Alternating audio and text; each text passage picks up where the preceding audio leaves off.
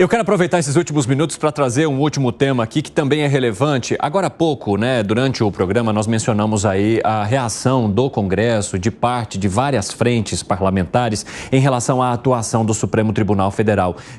Na visão desses parlamentares, do quanto o Supremo Tribunal Federal tem interferido em temas que poderiam ser definidos ou que, inclusive, já foram discutidos no Congresso Nacional.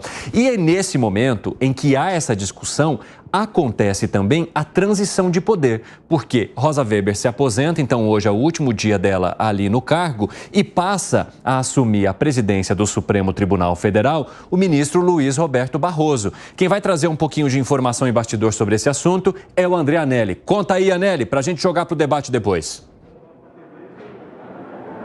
Pois é, Evandro, rapidamente, aproveitando essa última semana de Rosa Weber, o Supremo Tribunal Federal acabou fazendo uma espécie de força-tarefa para votar algumas questões que ainda estavam pendentes. Uma delas é justamente a regulamentação do marco temporal, que ele foi aprovado na semana passada por 9 votos a 2, melhor dizendo, no Supremo Tribunal Federal houve a rejeição ao marco temporal, de que esse marco, então, que estabelece a data de 5 de outubro de 88, é inconstitucional para definir a demarcação de terras indígenas, e nesse momento o Supremo Tribunal Federal volta a esse assunto agora para regulamentá-lo. Alguns pontos que estão em discussão nesse momento, como por exemplo, o pagamento de indenizações e como essas indenizações podem ser pagas caso, por exemplo, o proprietário da terra tenha feito alguma benfeitoria e essa terra precise voltar para a posse dos indígenas. Também outras questões relacionadas à reformulação do tamanho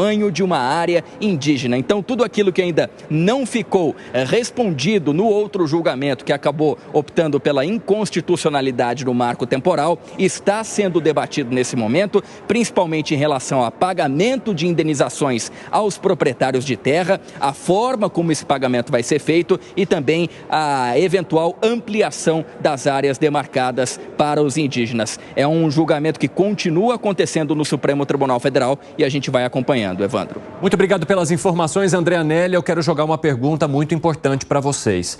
O Congresso está fazendo um movimento num momento de transição no Supremo Tribunal Federal. E aí, quem vai pegar essa batata quente é o ministro Luiz Roberto Barroso, que passa a assumir, então, a presidência do STF. Vocês enxergam no ministro Luiz Roberto Barroso uma posição de se abrandar, de se tentar chegar a um acordo? Se é possível falar da palavra acordo neste caso, mas no entendimento de que cada um tem o seu poder e que o STF, neste caso, poderia entregar os temas ao Legislativo, que são do Legislativo, em Alangani?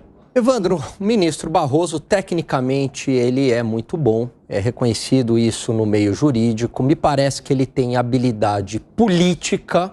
Agora, ele é talvez o ministro mais ideológico do Supremo Tribunal Federal. Se a gente pegar algumas votações do ministro em relação a um habeas corpus para pessoas que seriam presas por prática de aborto, outra de descriminalização das drogas, isso eu estou falando lá de trás. O voto dele é carregado ali de ideologia e não de uma defesa da Constituição. Então eu vejo que, por um lado, eu acho que sim, ele está aberto a essa negociação com o Congresso. Por outro lado, o que me preocupa muito é este viés ideológico do ministro, justamente que a gente precisa de menos viés ideológico do Supremo, dado que o Congresso está dando essa resposta que a sociedade quer. Fábio Piperno. Olha, se a gente for falar em viés ideológico, André Mendonça e Nunes Marques, então, pelo amor de Deus, nem se compara. Nossa, lá na Lua, né? Até porque eles nem precisam votar. A gente sempre é capaz de antecipar o que vai acontecer. O voto, Piperno, a questão do Supremo, ela não vem só depois de André Mendonça ou do Nunes Marques. Muito pelo contrário. Antes mesmo do Jair Bolsonaro já existia todo esse ativismo judicial e isso era muito criticado antes mesmo de Jair Bolsonaro. Mas eu não estou dizendo que isso nasceu com os dois. Não, o que eu estou querendo dizer... que os dois são os mais ideológicos possíveis. Né? Mas nem de longe. Assim, nem os dois, de longe. Se eles tirarem... Você não vê eles dando voto, defendendo legalização de aborto. Mas eles defendem que está na Constituição, não estou entrando no mérito. Aliás, eles defendem cada coisa do outro. Outro dia, por exemplo, o Nunes Marques, ele criou uma tese para não indiciar a Carla Zambelli naquele dia, por conta daquele momento em que ela saiu armada da perseguição.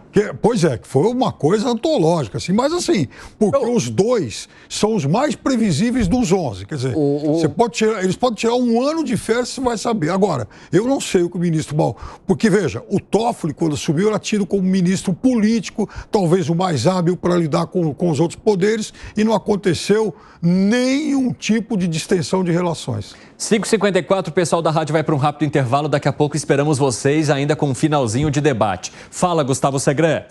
Chama a atenção que uma das características do judiciário, e sempre remonta a 1748, o espírito das leis de Montesquieu, era a invisibilidade. E a atenção é chamada em função de que assume a presidência um ministro que disse: derrotamos o bolsonarismo. Invisível isso, não tem nada. Perdeu Mané. São afirmações que não deveriam ser lógicas para o ministro. Eu começaria, se fosse o ministro, e ainda pensando assim, com o pragmatismo do cargo que vai ser presidente, dizendo: gente, me desculpem por aquelas falas que eu fiz num momento de muita emoção, e prometo que a partir de agora vou voltar a defender a Constituição sem questões ideológicas ou pessoais. E você, Luiz Felipe Dávila, como é que vê essa transição no momento de tensão com o Congresso?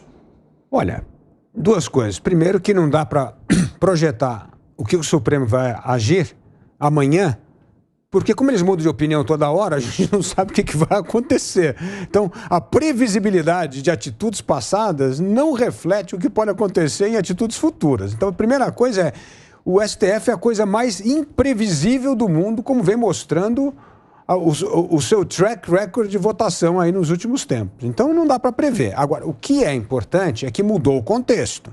O Congresso está reagindo, o Congresso quer retomar as rédeas e quer frear a judicialização justamente que o Supremo está fazendo da política. Então, é isso o momento do contexto. Barroso sabe que o contexto mudou e, portanto, ele vai reagir de acordo com este contexto. Se ele jogar lenha na fogueira, ele está cometendo um ato que pode ser desastroso para o país nesse momento de tensão. E o primeiro grande teste vai ser a semana, amanhã, ou na próxima semana, quando começar a votação de questões complicadas. Por exemplo, essa questão que nós acabamos de dizer. Mas o marco temporal tem grande chance de ser aprovado no Senado já na próxima semana. E aí? Como é que o Supremo vai reagir a isso? Vai repensar, vai parar essa votação que está tendo de regulamentação de uma matéria que está sendo votada neste momento no Senado Federal? Qual vai ser a atitude dele? Portanto, a coisa mais importante nas próximas 2 semanas é a atitude do ministro Barroso como presidente do Supremo em relação ao Congresso Nacional, especificamente pela questão do marco temporal, que é a primeira de muitas pautas complicadas, como é o caso da legalização do aborto e de drogas. Alan Gani, inclusive o ministro Barroso foi o que pediu que levasse para julgamento em plenário presencial o debate sobre aborto.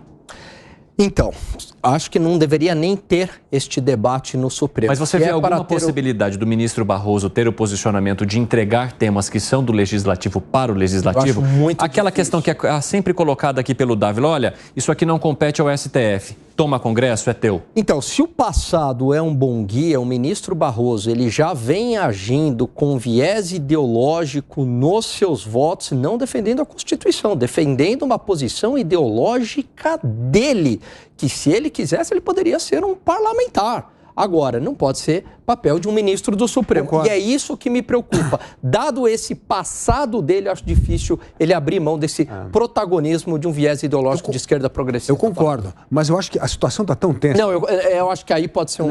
Imagina o Rodrigo Pacheco chegar e falar assim: olha, eu vou aprovar essa PEC aqui contra o que vocês estão decidindo sobre droga no plenário. E nós vamos votar a questão do aborto. Opa, aí se o ministro bancar a aposta, ir para cima e falar: nós vamos colocar isso aqui para votar no plenário da Corte, ele pode fazer.